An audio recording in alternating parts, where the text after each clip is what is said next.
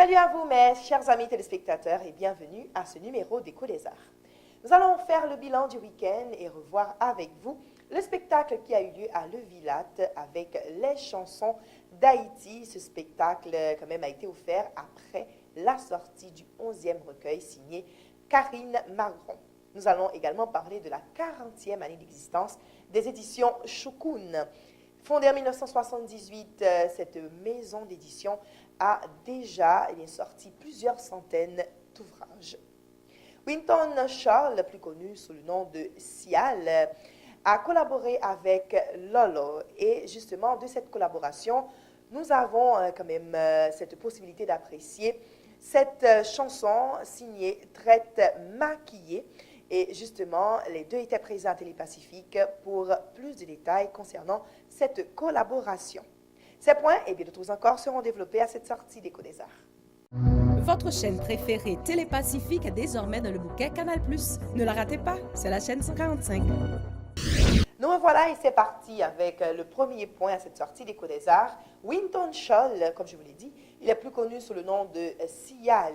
Il vient de sortir en collaboration avec Lolo de la formation Bookman Experience, Traite maquillée.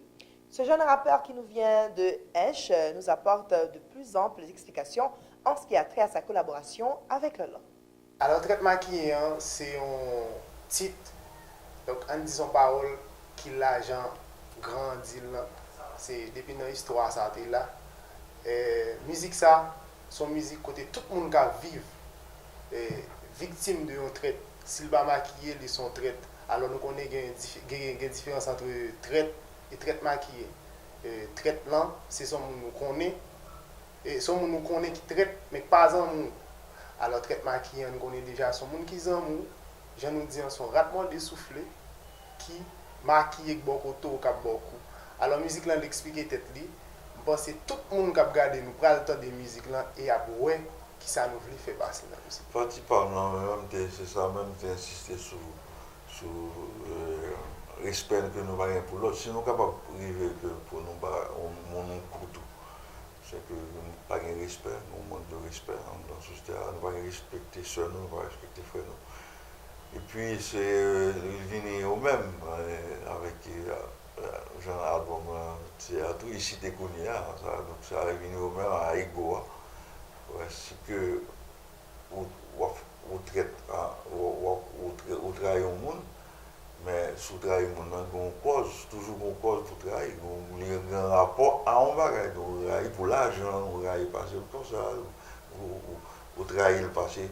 Ouais, donc toujours un rapport, donc c'est vous retourner à Ego encore, à vieux monde qui nous, ça c'est un aspect qui est dans nous que pour nous conscients de lui, parce que c'est l'homme conscient de lui que nous sommes capables de passer au-delà de problèmes, mais ça c'est un aspect, et c'est peut-être ça que nous collaborons avec tout pour que l'aspect ça tout sorti dans la société, non, parce que pour changer que le premier monde qui bat nos indépendances, même avant, nous trahissons l'autre, on trahit l'autre, on baille l'autre, on trahit l'autre des salines, c'est trahison qui tue.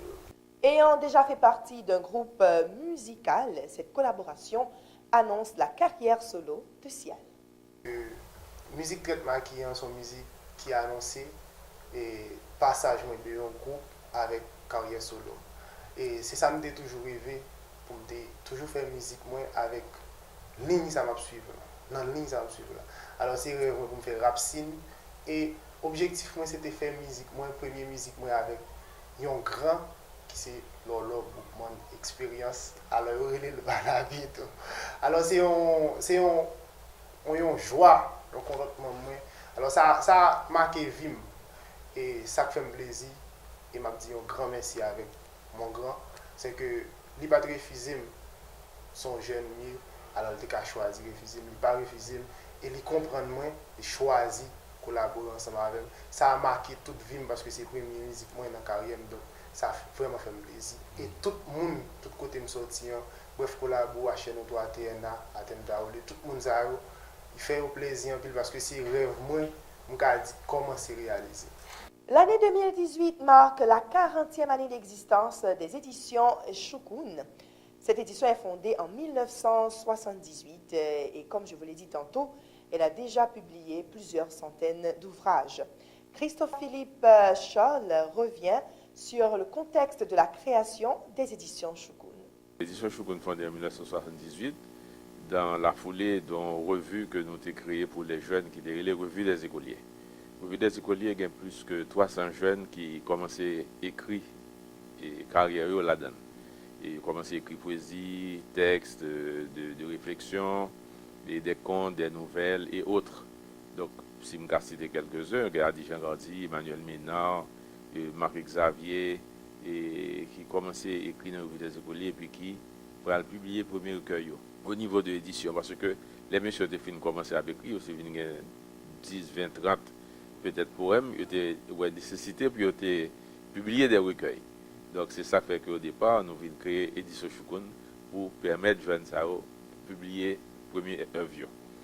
Et nous déraper, puis nous avec d'abord une collection poésie, c'est ça que fait collection poésie, c'est qui est plus abondant au niveau des éditions. Actuellement, nous sommes plus que 120 titres dans la collection poésie. Après, nous avons une collection essai qui gagne peut-être une soixantaine de titres. Et comme la poésie ne se vend pas beaucoup en Haïti, nous sommes menacés de faire faillite si nous ne pas créer d'autres collections. C'est ici que nous venons créer une collection de littérature jeunesse. Édition Shukun, c'est la première édition qui commence à publier des collections de livres jeunesse en Haïti. Et puis après, nous venons créer une collection de classiques de la littérature haïtienne. Et c'est une nouvelle collection qui permet l'édition en Quimbe et traverser cap et décennies jusqu'à ce que nous arrivions là dans 40 ans. Donc très bientôt, nous allons pour nous faire un cocktail pour nous célébrer 125e titre de la collection poésie et qui a fait tout année ça en 2018 là, à l'occasion de 40 ans. Pour marquer les 40 ans d'existence des éditions Shukun, le responsable de cette maison d'édition annonce un festival qui sera baptisé Festival du Printemps. Il apporte de plus amples explications au micro de Jimmy Ducasse et de Joseph-Philippe François. En effet, l'édition Shukun a fêté 40e anniversaire. Nous avons été fondés en 1978 pour célébration de 40 ans. On a toute une série d'activités. Première activité à ce festival-là. Après ça, nous avons une inauguration en bibliothèque, nous avons une inauguration en centre culturel, que nous appelons centre culturel Jacques Roumain. Nous avons une mini-librairie que nous avons organisée. Nous avons organisé un colloque sur le métier d'écrivain, le métier d'éditeur.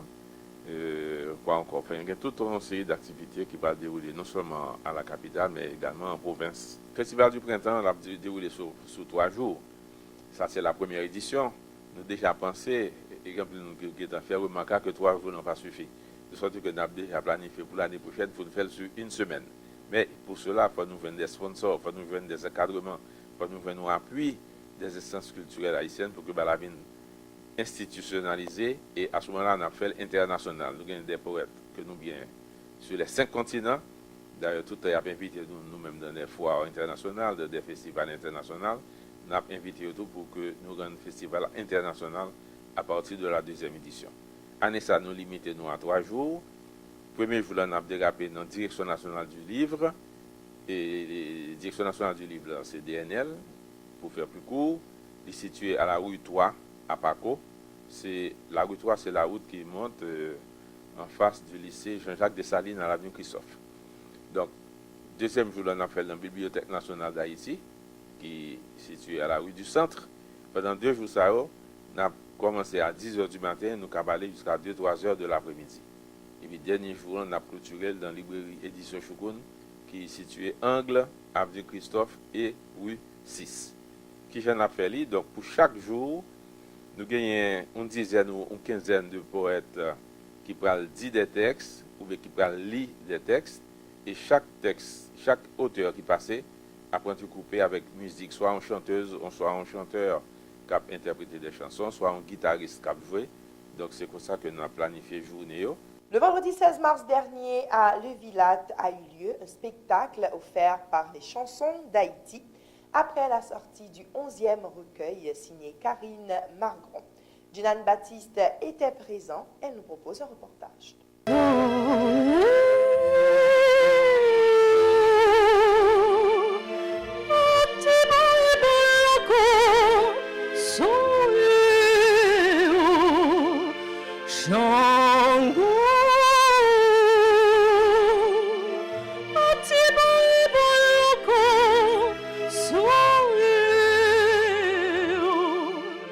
Le vendredi 16 mars 2018, à Levilat, Pétionville, a eu lieu le concert de clôture du projet de chansons d'Haïti, CODA, qui est un organe luttant pour la sauvegarde et la diffusion du patrimoine musical haïtien.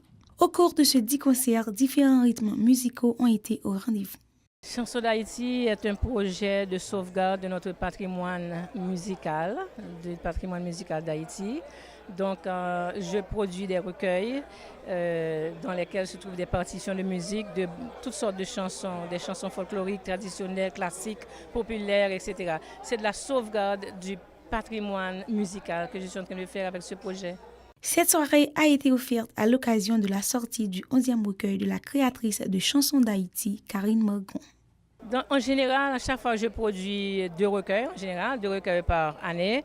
Et donc, je fais toujours un concert pour présenter les recueils au public.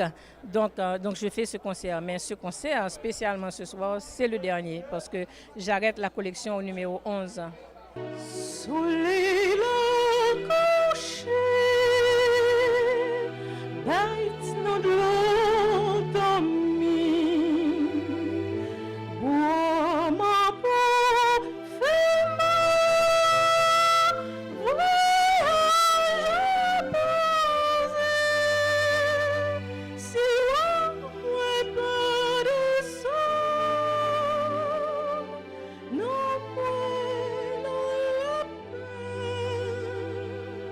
Satisfaite vis-à-vis de ceux et celles qui ont fait le déplacement, Karine Morgan invite la jeunesse à préserver la musique haïtienne. Pour les téléspectateurs, j'espère vraiment que la jeunesse haïtienne comprenne que nous avons un héritage énorme à sauvegarder, à utiliser pour avancer de l'avant. Nous devons utiliser cet héritage-là pour en faire quelque chose et ne pas laisser l'étranger nous envahir parce qu'on est en train de perdre notre culture. C'est l'appel que je lance à la jeunesse de comprendre que nous avons beaucoup de choses à sauvegarder dans la musique, dans tous les cas, qui est mon domaine. Sous l'île couchée, bête non de l'eau dormie, bois ma peau, fais-moi voyage posé, si on ne pas de son, non point la